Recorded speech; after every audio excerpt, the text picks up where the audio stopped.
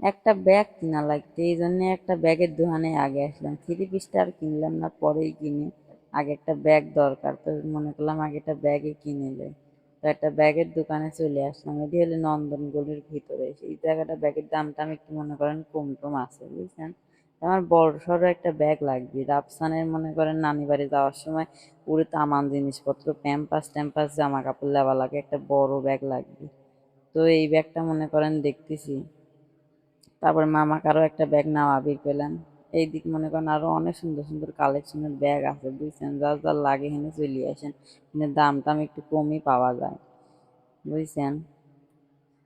ছোট ছোট পার্স ব্যাগগুলি ভালোই লাগলো, কিন্তু এখন তো আমার ইতালা আমার বড় একটা ব্যাগ লাগবে। তো বড় ব্যাগটা কেনার জন্য ভালো করে মনে করেন দেখি মেয়ে দিচ্ছি।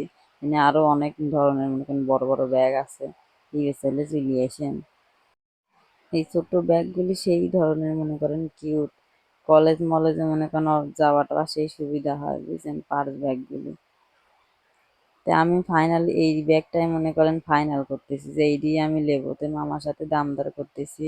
মামা মনে করেন ভালোই 800-900 টাকা চাইছে, আমি মনে করেন 400 টাকা করে বেশি লইছি।